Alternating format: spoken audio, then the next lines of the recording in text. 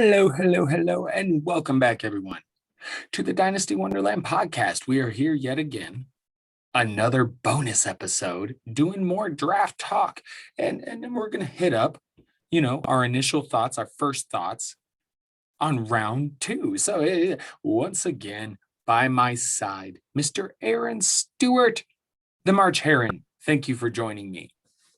Oh, thank you for having me. It's a lot of fun. Another late night here, and day two of the draft is done. And this is an important day because, as we know in fantasy football, like for dynasty purposes, the hit rate of guys drafted on day three it plummets. So getting that draft capital in round two, round three is crucial. And a lot of times it's my tiebreaker. When I've got players that are close, it's like, okay, who's getting the draft capital? Yep. That's definitely the thing. We had some weird stuff day one and weird stuff day two. So let's go ahead and get into it. By the way, follow us on the Twitters, me at RMK Madness, and then Mr. Stewart at AaronStew09. And then we do have an account for the podcast now, DW_pod. That's it, right? Yep. That is it. Yeah. Short, simple, easy to remember. Yes. So follow that as well.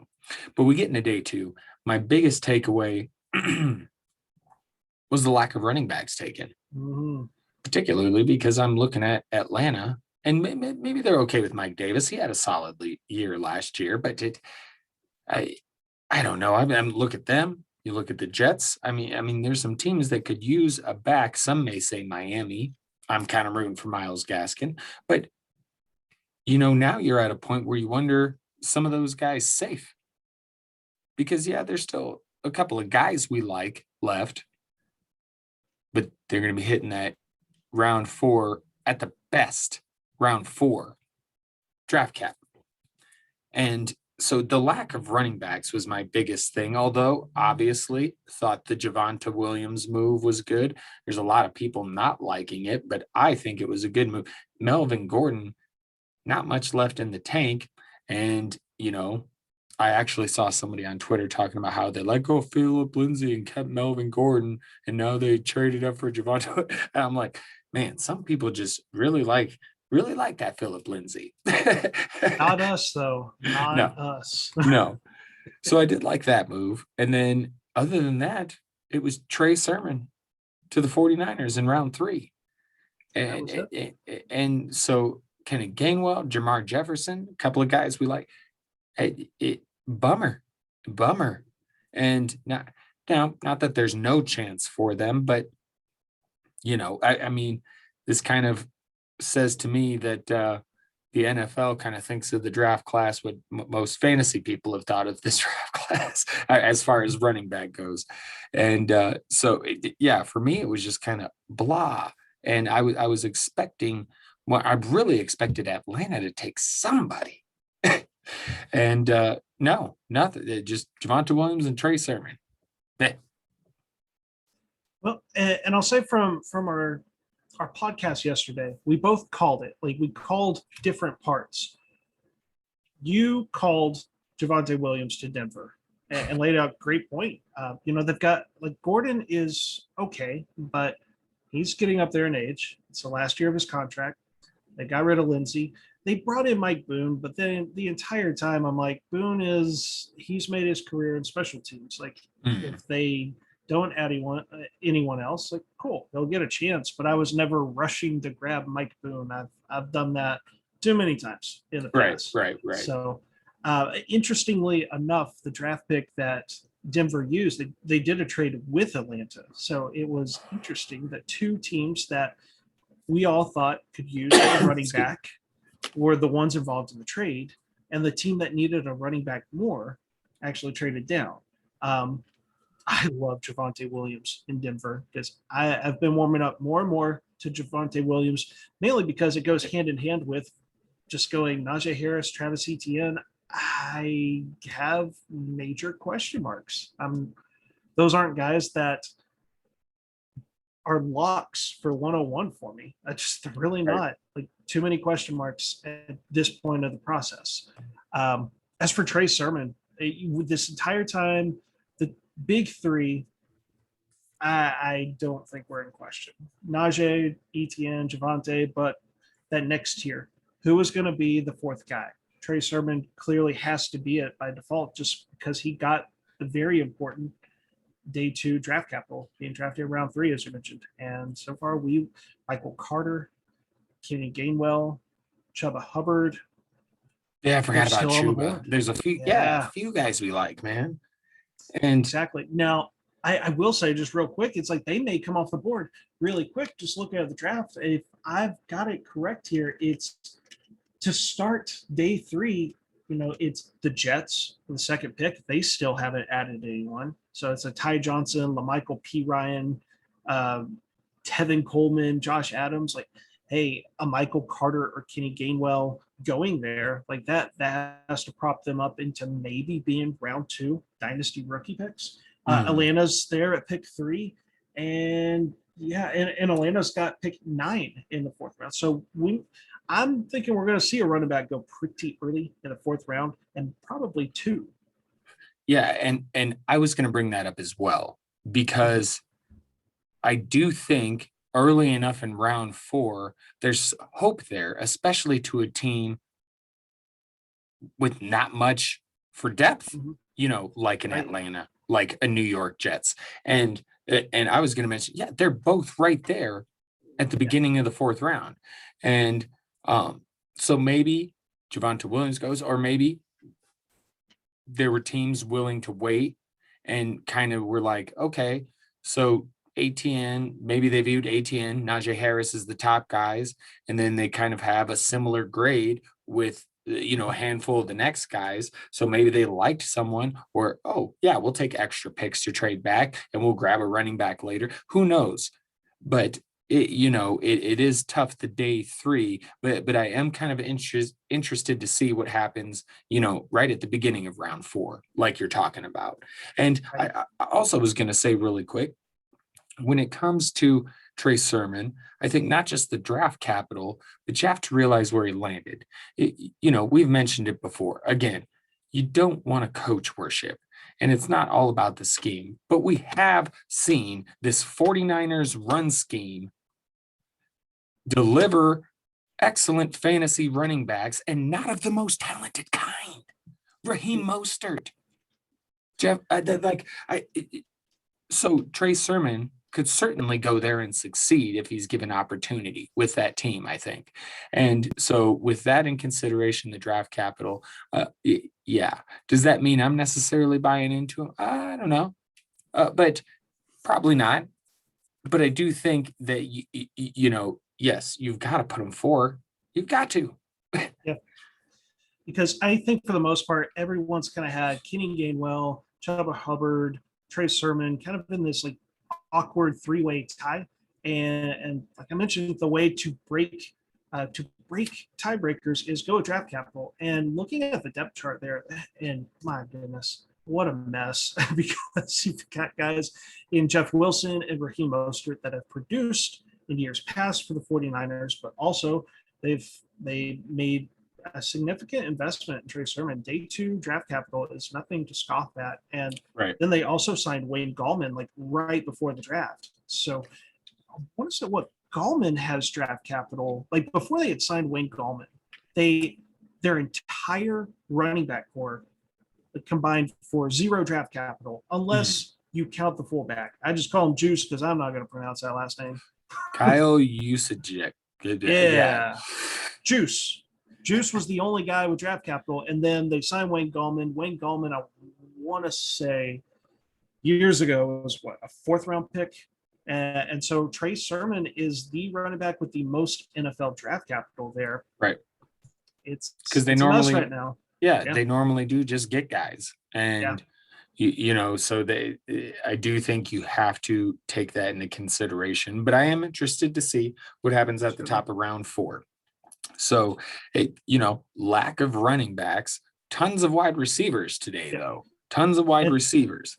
And before we get to receivers, I want to add just one really quick thing here. Of course. There's a veteran running back that has survived yet another hurdle here. That's our boy Myles Gaskin. Right Yes. now, day 3 draft capital for the Miami Dolphins. They have 1 5th rounder and 2 7th rounders. I think Gaskin's in the clear. Yep. There's a very good chance he is. And not to mention Chase Edmonds. Yeah. No running back taken. So, I mean, you got to consider that too. But yes, Myles Gaskin, I'm very happy about that. And, Chase Edmonds, a little bit different situation because he has James Conner, and I'm sure Gaskin will have some competition. But I Certainly. really am pretty excited for Gaskin at this point. So, but Indeed. we continue on to the wide receivers. Good job bringing up Gaskin, by the way. Good point. And, right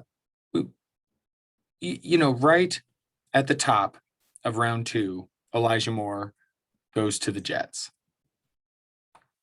And, as someone who really likes Mims, I'm like, oh, no. Because then there's Mims, there's Corey Davis, and Elijah Moore. But also, there's no guarantee Corey Davis is going to be any good in New York. There's no guarantee Elijah Moore pans out. There's still, even if one of the two, I don't know. I can't find a way for them to be all 3 fantasy relevant, but I still believe in Denzel Mims. And while this certainly can hurt, Denzel Mims has the profile. He can prove to be the best receiver on that team still. So does this kind of hurt? Yeah, because, a lot of Mims fans out there bumming at this pick, and I get it. But I still feel like he's the most talented receiver on the team. And if that bears out, he's going to be the one with the most production. But, this does say, hey, they've technically got 3 guys. So what are your thoughts on this particular pick? There's one veteran receiver that's going under the radar too, and they still have Jameson Crowder in. Oh yes, you're right. In all of this too.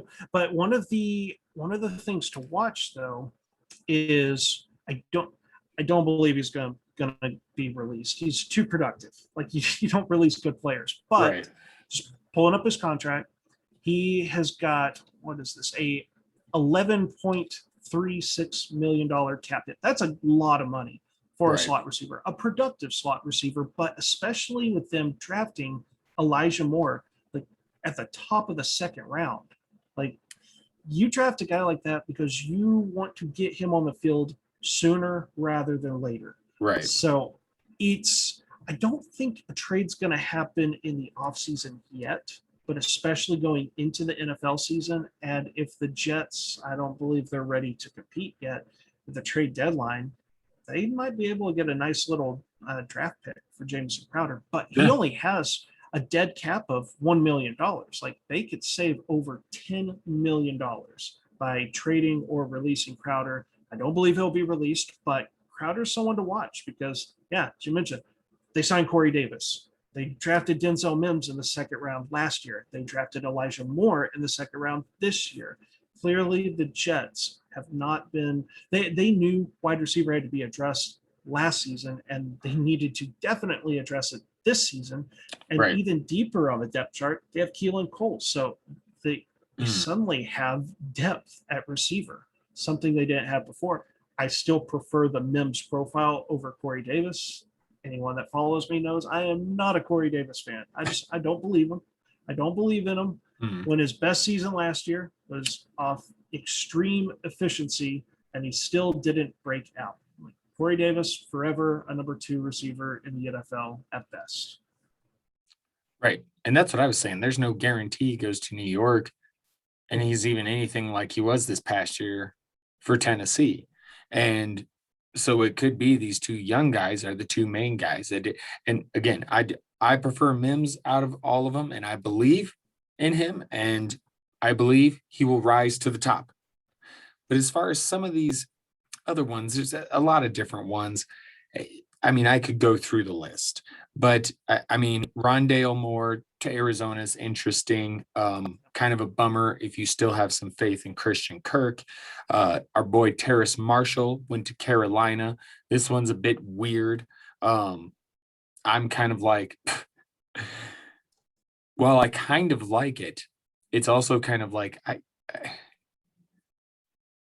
aren't him and DJ Moore, can they be similar type players?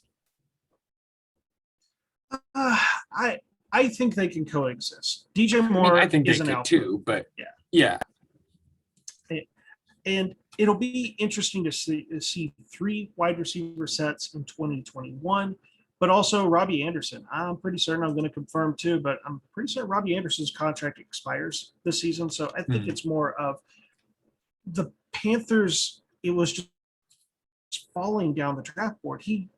We saw Tutu Atwell, and we saw Eskridge get drafted right. before Dwayne Eskridge get drafted before Terrace Marshall. And I'm curious what is on that medical report, because why the hell are these small, undersized receivers that may do more on special teams than they do on offense? Why are they getting drafted over Terrace Marshall?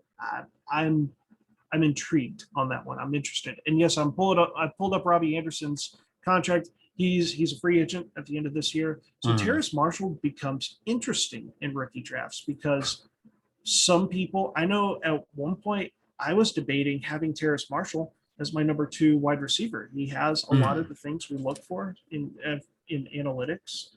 I mean, he looks the part. Clearly, there are questions about production that had to be answered.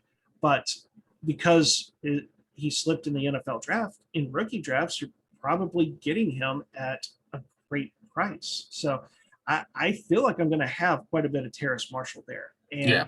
even if he doesn't hit, I'm not going to be upset, because I feel like he's starting to slip into the mid to late second round. Right. I'm curious about ADP that we'll see this upcoming week.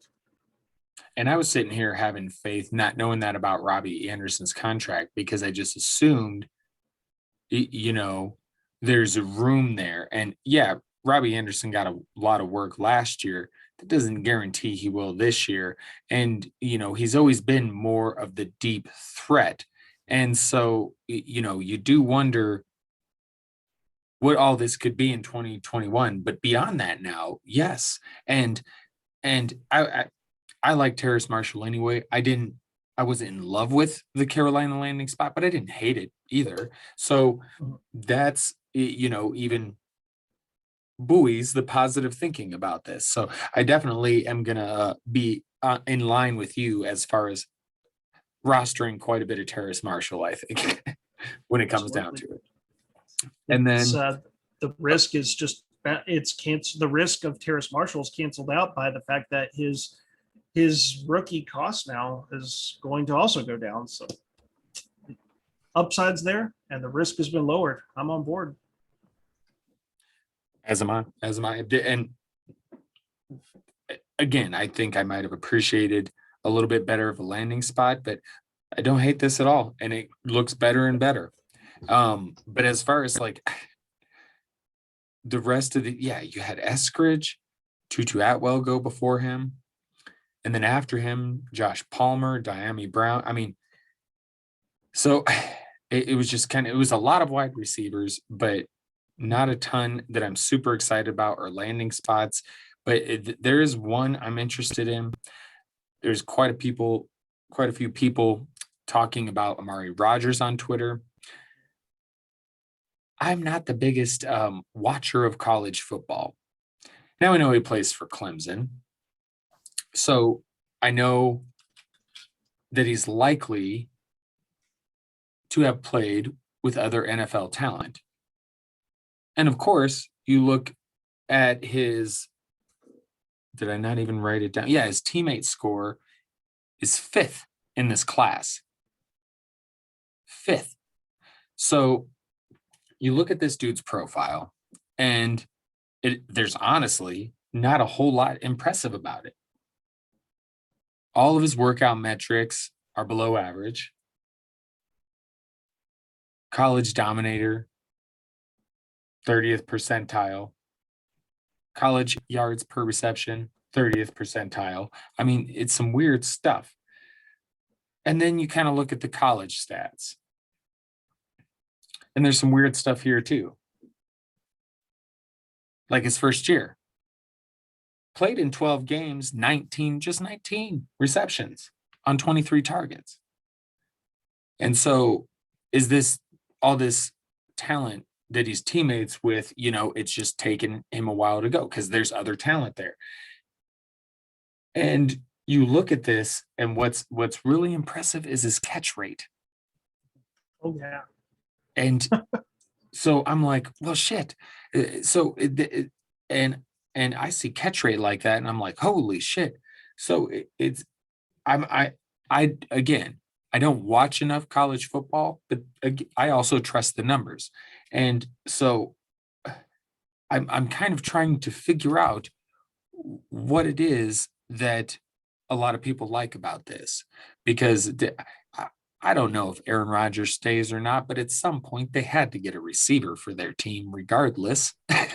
and and so this is the guy, and not that I entirely trust what the Packers do, but there was a lot of people that seem to like this pick, and I'm just trying to figure out why.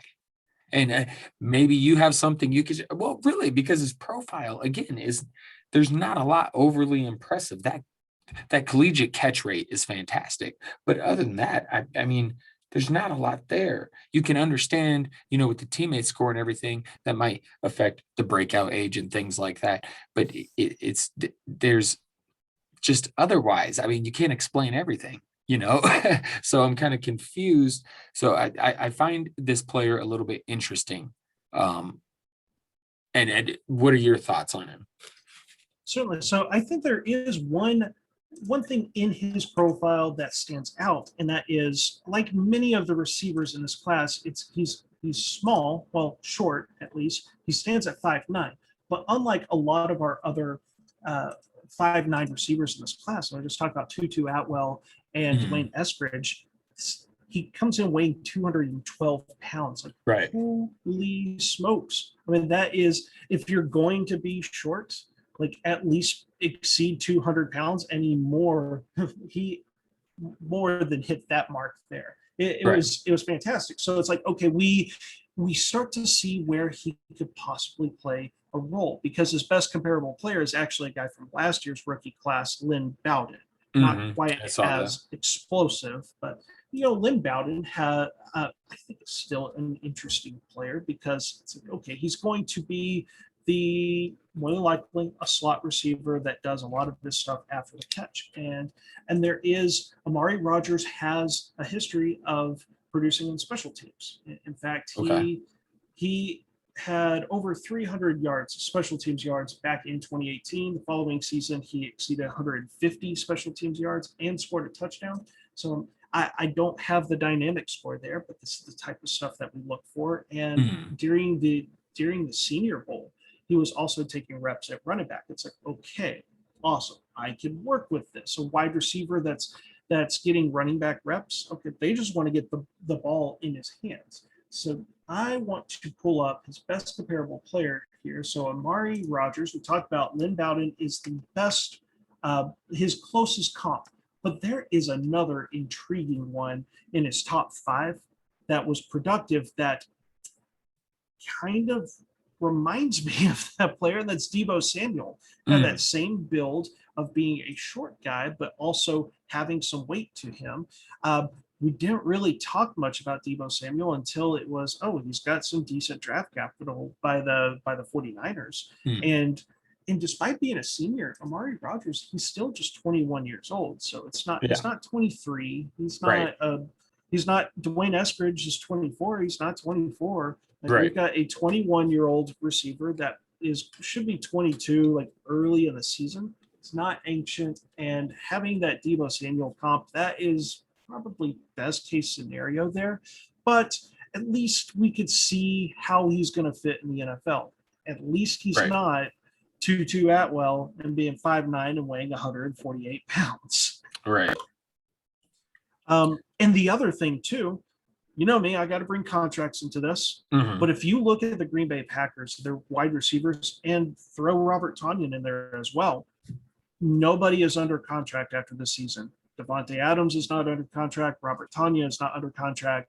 It is a wide open depth chart, and Rogers is he's not built to be an alpha, but if he has a solid rookie season, he's definitely going to be there next year. And Right. Lazard may not be there.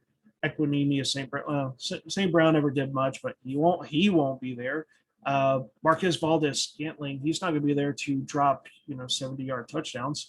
So Rogers, at least from a dynasty perspective, you could see how he's going to have short-term fantasy value, and it seems to be one of the most secured roles amongst these receivers drafted round 2, round 3.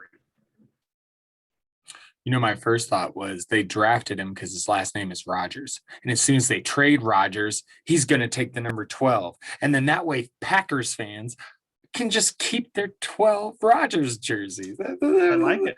It's brilliant by the Packers, really, if you think about it. So, absolutely. As far as I go, Nico Collins to Houston, Anthony Schwartz to Cleveland. Those were the last couple of receiver picks. I don't know if you have anything else you'd like to hit on as far as the receivers that were taken today. I think those two guys that you mentioned, the important thing was these are fast guys, and in particular for Nico Collins, is one of the elusive receivers in this class that has size and speed. 6'4", 215 pounds. Now he has third-round draft capital, which helps his case. The only thing Nico Collins is really lacking is, well, he wasn't really productive. Now, the question becomes, is it him? Is it Michigan? Because Michigan just seems to be a black hole. And Donovan Peoples-Jones at least flashed Jim Harbaugh. Bit. Yeah, it's like I don't know what Jim Harbaugh is doing to Michigan there. So at least for Nico Collins, this is huge. Nico Collins is a guy that is all over people's rankings. Some people have him in their top 10, and some people have him outside their top 15. This draft capital means he should be closer to people's top 10 than outside their top 15. Anthony Schwartz. Oh, we know that Roto Underworld's Josh Larkey is doing backflips like that. That's huge. The fastest wide receiver in this rookie class ran a 4.32 40-yard dash. Now has third-round draft capital. If something happens, if they decide to move on from Odell Beckham, I think really right off the bat, Schwartz, he's gonna be in 3 wide receiver sets just because his speed is different. Rashard Higgins is a solid guy. Baker loves him, but Higgins and Landry, to me, were always kind of the same type of receiver, with Landry, of course, being a much more productive receiver. So Schwartz is interesting. Speedy guy, a fast guy with draft capital. That's got to help his breakout rating. Yeah, and the one guy that I have not been able, I don't know how to rank him before, but now with draft capital, it's like I need to rely on film grinders, honestly, for this guy, is Josh Palmer going to the Chargers. Yeah, I was looking at this guy and I'm like, I have no idea. I've watched some clips, some game footage of him, and I can tell that he makes some big plays, and Tennessee is it's hard to judge the talent there because the quarterback talent is so bad. But Marquez Callaway last year was undrafted. It came from Tennessee as well. And then when the Saints put him in games, it was like, this guy looks like an NFL player. Like he is very, like you could just tell when he was returning kicks there, he played fast. He was decisive. And now his teammate, Josh Palmer, actually has draft capital. I have to listen to some film grinders and see what they can tell me about this guy, because now I've got to have Josh Palmer on my radar. He's got to be at least my top 20 wide receivers, just because he's got draft capital, unlike some of my other guys that I might like Shai Smith or Simi Fihoko. Yeah, and that's the thing is with draft capital, you kind of have to pay attention and say, okay, with draft capital, these are the guys that are also going to go higher in rookie drafts. So you got to find which ones are the most talented in the best situations. I do kind of like the Schwartz one. I want to see how that receiving core plays out with Cleveland, but I'm actually pretty excited. They're like they would never be my favorite team, but they're kind of like my home away from home team that I root for, even though I have no ties to Cleveland whatsoever. I kind of, it's the lovable loser thing. Like I root for them, and especially when they got Baker, because I was a big into Baker. So I'm like, I kind of root for the Browns. So they had some other good picks in the draft so far. So it's just good to see like them doing all around. So I'm going to continue to trust what they're doing, continue and with that, and go ahead and dig in on Anthony Schwartz. And but I did kind of go right over the Cards taking Rondale Jones. I didn't know if you had something. Oh, not Rondale Jones. Huh? Rondale Moore. He's Rondale Moore. I have written Rondale Moore. I don't know why I said Rondale, because Ryan likes to make mistakes. It's part of what I do. Anyway, did you have anything you wanted to say about that? Rondale Moore, if he was 6'2" and 215 pounds, he'd be Calvin Johnson, right? Mm-hmm. So, well, all jokes aside, if anyone that follows Roto Underworld gets the joke. So, Rondale Moore, from analytics side, and that's what Ryan and I are, like, hits everything. The only negative is he's 5'7".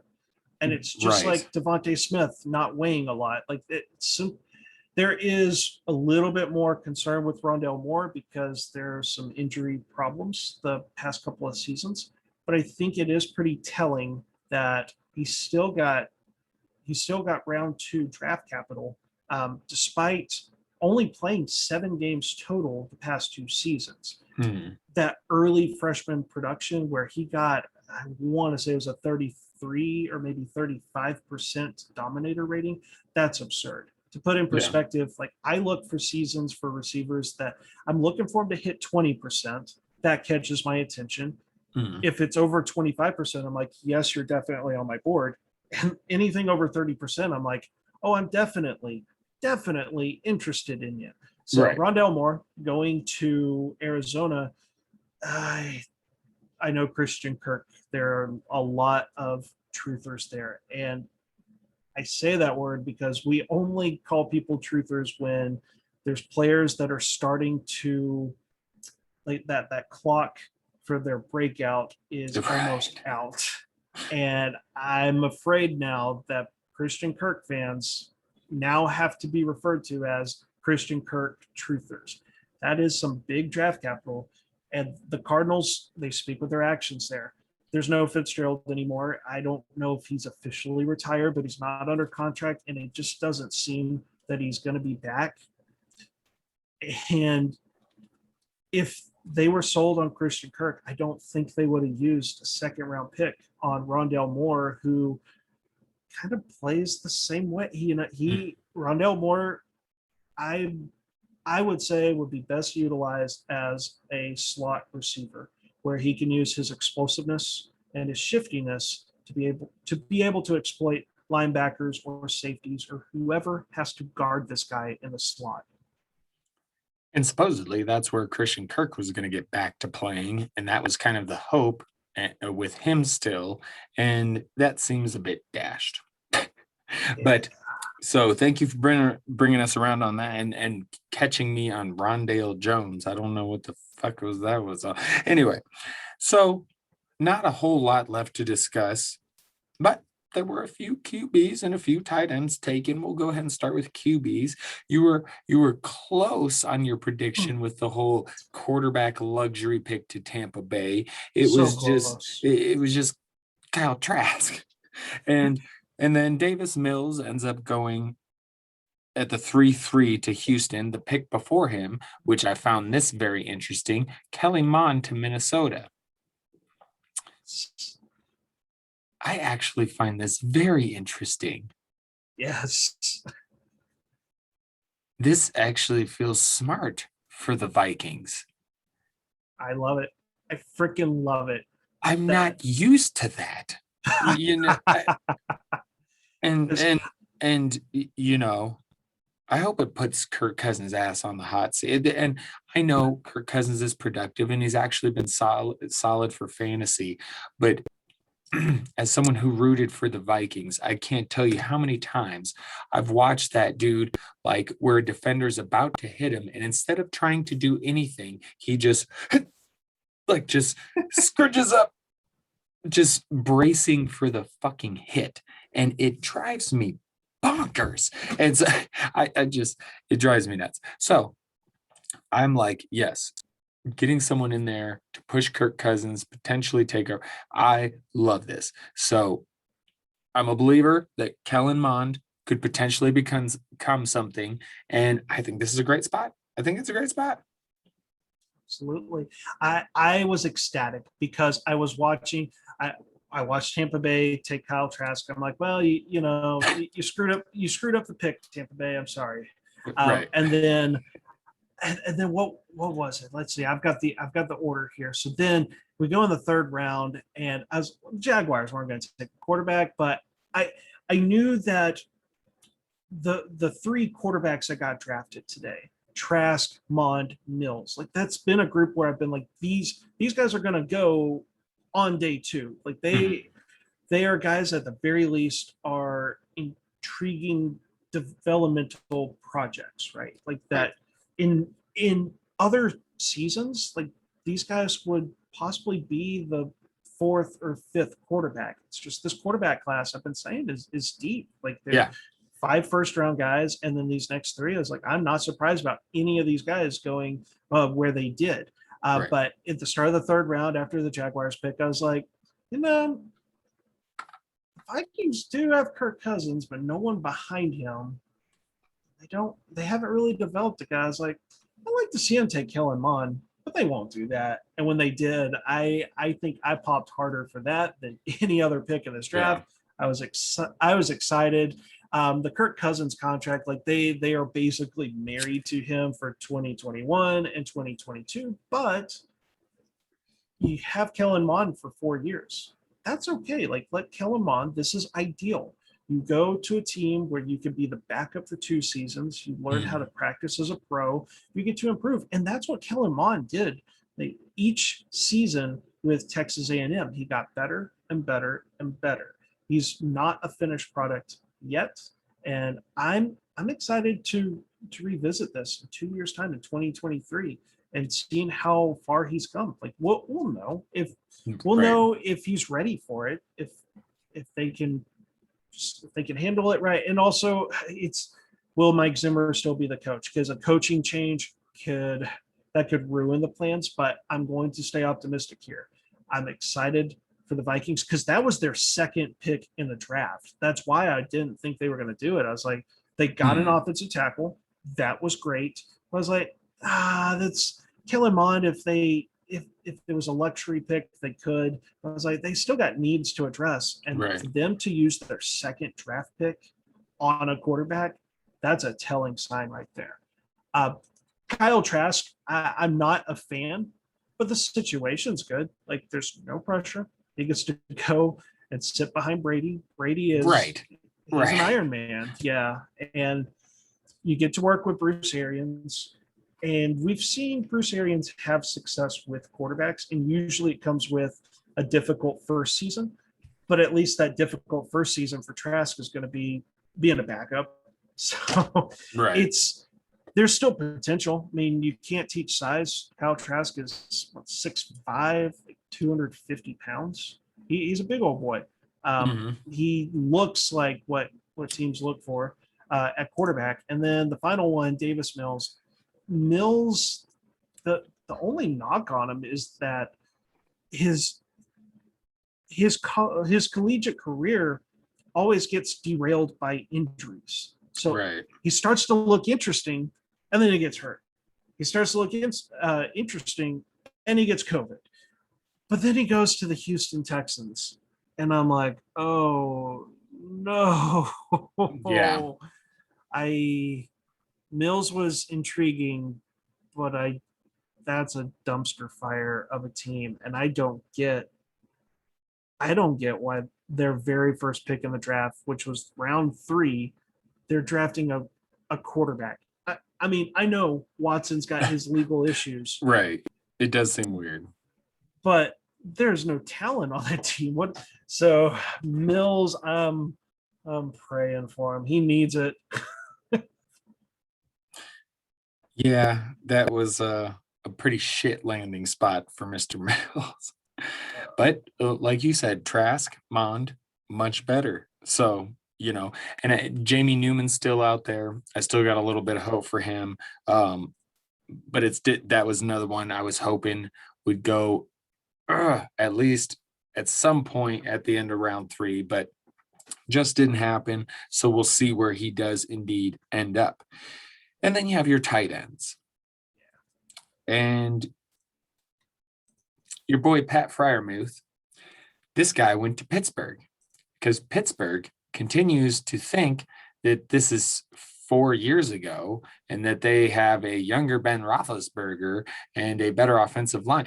Some of the stuff you've been talking about, and they continue to believe that. And so now they've not only gotten a running back in the first round, but now they've added a tight end in the second round. Okay. So I'll let you go ahead and talk on that before I get to the other tight ends. Oh, Pittsburgh. I can now call him Pittsburgh Pat, right? Like Pittsburgh Pat. Yeah, just call him that. It. Just call him that.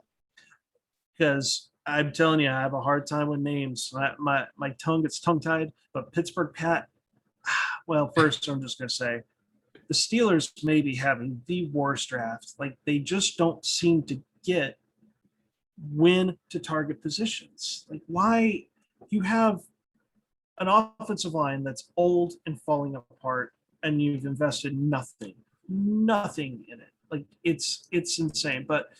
But situations can change. They've got the second best tight end. It is going to be interesting to see how 2021 is, because they have Eric Ebron as well. Now, Pittsburgh tended to use Vance McDonald and Eric Ebron, so maybe Pittsburgh Pat can step into a Vance McDonald role. But the problem is McDonald was blocking a lot. So I will have to be patient with Pittsburgh Pat. He's still, as a lot of people put it, if there wasn't a Kyle Pitts, like, Pittsburgh Pat would be the best tight end that we've seen come into the league over the past 2 seasons. So right.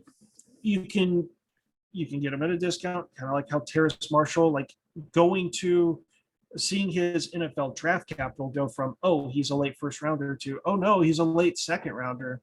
Like, if you can get Pittsburgh Pat a little later in drafts, like, he's still the same player. And you also have to know, if you're drafting him, you're committing long-term to him, in that those first 2 years of production might not be there at tight end, and it doesn't mean it's over for him. If I may, there's a tight end that didn't get drafted that we have to talk about, because it hurts, because it really started at Pro Day, because Brevin Jordan did not test well at all. He's very productive, but he was not athletic, and it's like, oh no. But like, surely he would be still in the top 4 tight ends, but he didn't get drafted. We saw was it Terry McKitty? Terry McKitty got drafted. I'd call him Terry. There we go. So we've each done one tonight. So Trey McKitty got drafted. Better. There we go. I did it for you. But Brevin Jordan falling out of the 3rd round, I would think he's going to get drafted in round 4, but that hurts. That hurts a lot. Like, Brevin Jordan is now, at least best case scenario in tight end rankings, he's got to be your tight end 4. Like, if it was a coin flip between him and Hunter Long, and I think that's the one that people usually were on the fence about. It's absolutely got to be Hunter Long now, because he got the day 2 draft capital. Brevin Jordan did not. So poor Brevin Jordan. Like I'm hoping that his value doesn't continue to plummet. These guys, we hate to see that. So Yeah. Brevin Jordan, like ESPN had him as, I guess like this is about where they have him. They have him ranked as their 104th overall prospect. That is not everything, Mm. but let's see. We had Tommy Tremble also get drafted. Yep. Tommy And Tremble, Trey we're missing McKitty. someone, huh? Yeah. Was there someone else? I know. I guess not. Hunter Long and Nope. Pittsburgh Pat. So Pittsburgh Pat, Hunter Long, Tommy Tremble, Trey McKitty. And so now Brevin Jordan is at best tight end 6 in terms of where he gets drafted. Ooh. right. Yeah, it's definitely a bummer. It's because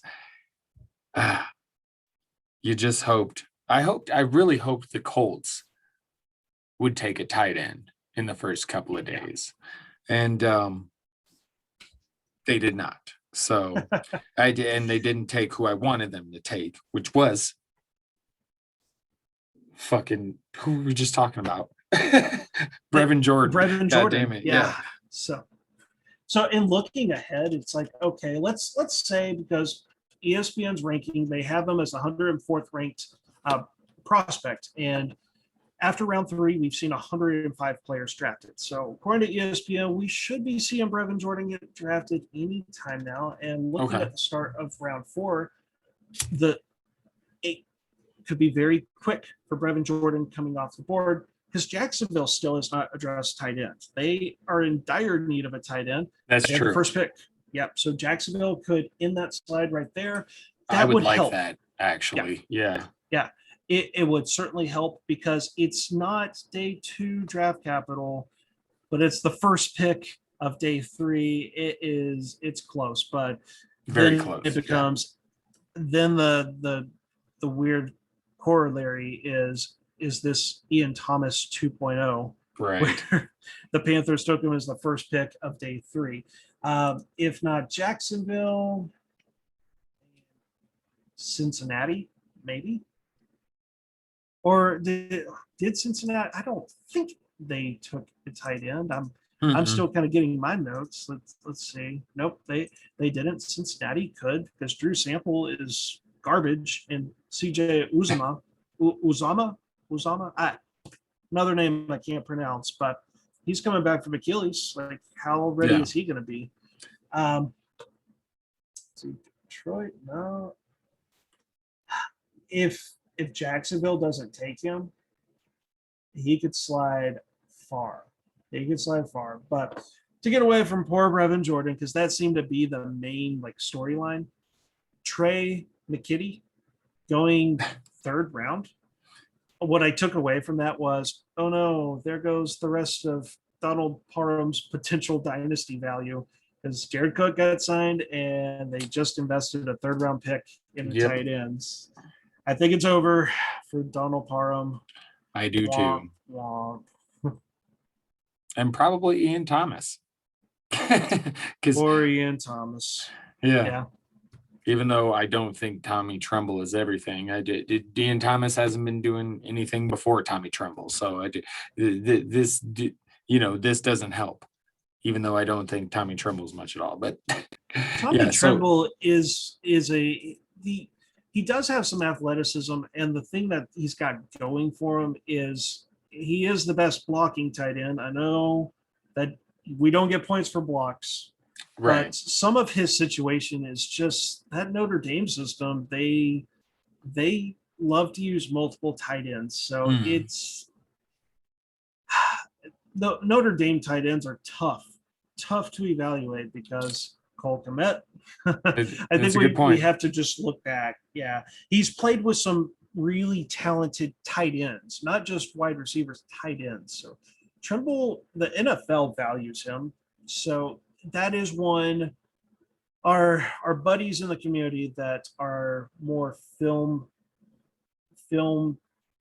grinders that lean that way, like that's going to be who helps us with Tommy Tremble. Because you're right, analytics, we don't have anything.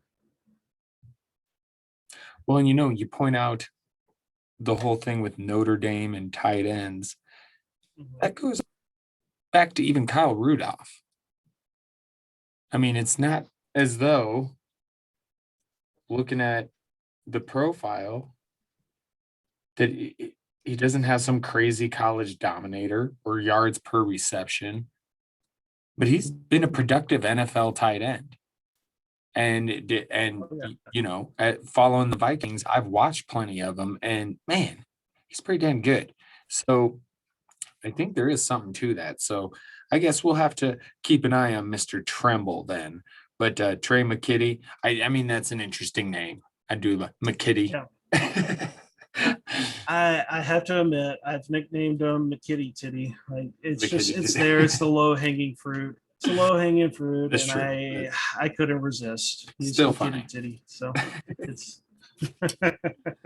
and you know what's crazy here is one last thing on Trimble is if you take Tommy Trimble and you take Brevin Jordan and you just combine the two, you probably have the number 2 tight end in this class because Trimble's got the workout metrics and not really the advanced stats and analytics. And then Brevin Jordan's got the opposite. He lacks the workout metrics, but he's got the advanced stats and analytics. We just can't have good things in this draft class, it seems. Every time we find interesting prospects, there has to be problems with them. And this class gets sadder and sadder each passing day. I was talking to my brother and I'm like, this has been not the most fun draft, I must say. I was like, the beginning was exciting with all the quarterbacks, but as soon as Denver didn't take Fields, it was like, hey, fucking idiots. And then it just, there was a little bit interesting after that, but then things got weird. So weird. Hey, one thing going for Tommy Trimble too is he is under the age of 21, and honestly, Trimble's got to be above Brevin Jordan now.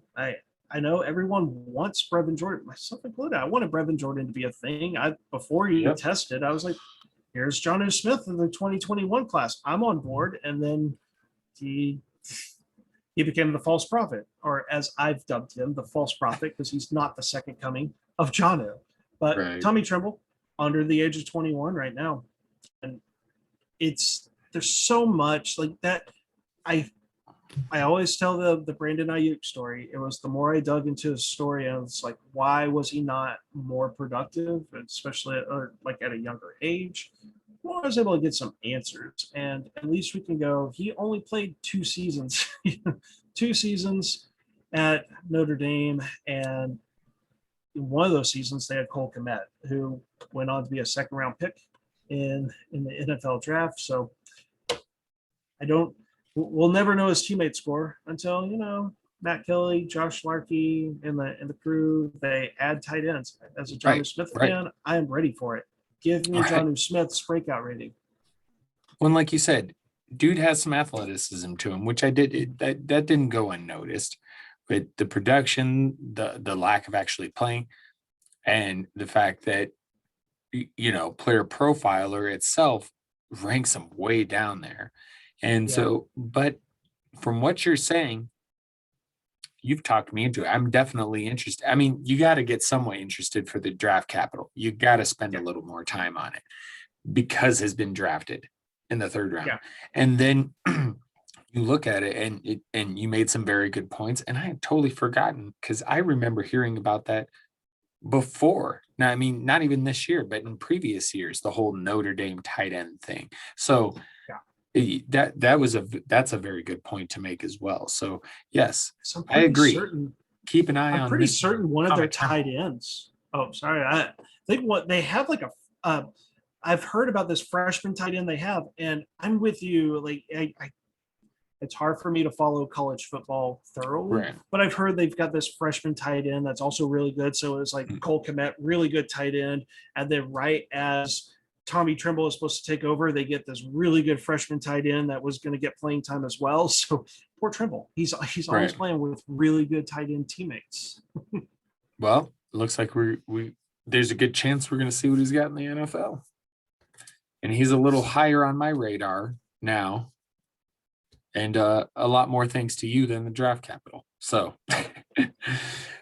all right, buddy. Well, good stuff. Day 2 is in the books. Our thoughts of day 2 in the books, unless you have any final thing to add. I don't think so. I'm just ready to. Well, one of the things I'll add is people that are listening to this.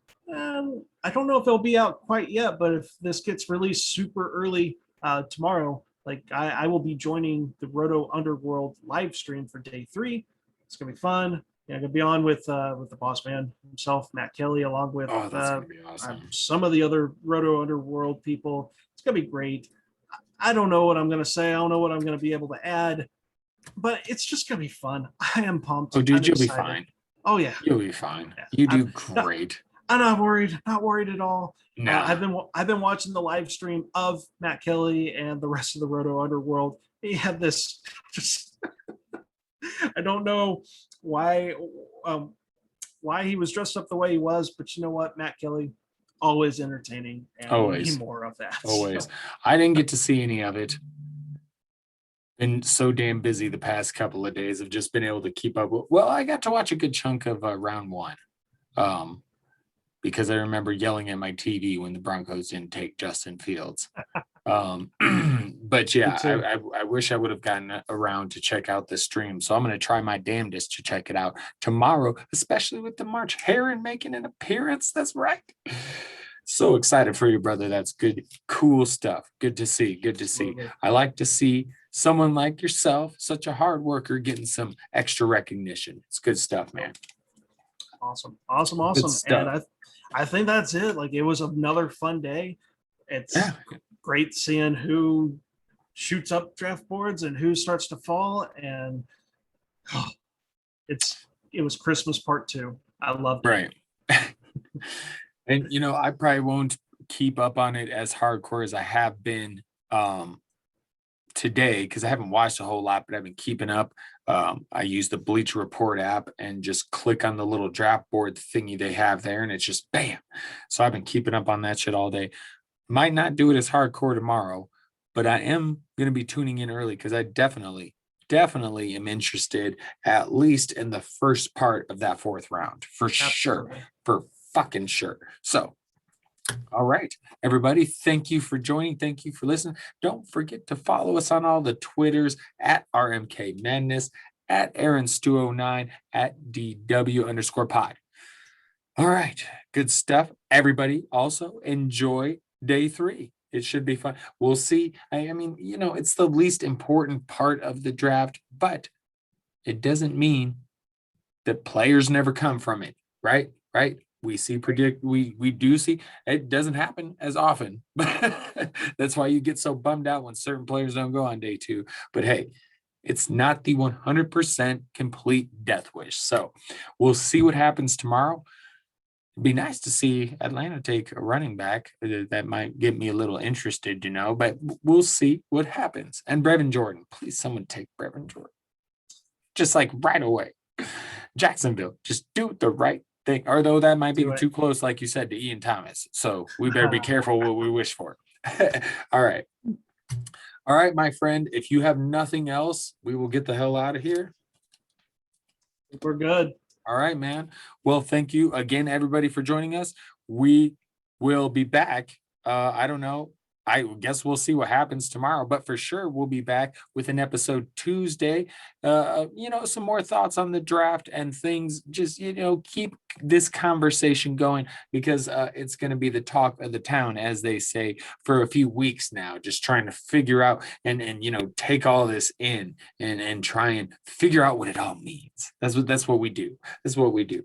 So until we chat again, Aaron, for us, that'll probably be tomorrow at some point. And for the rest of you, until next week, we will chat with you then. And I better get this damn music going. See, I'm all off kilter tonight.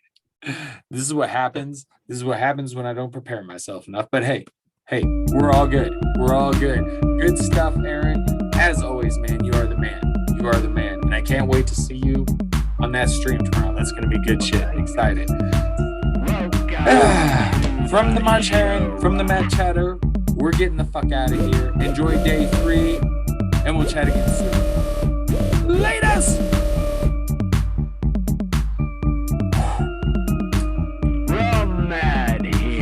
fuck's sake, And Atlanta dropped a running back. Dynasty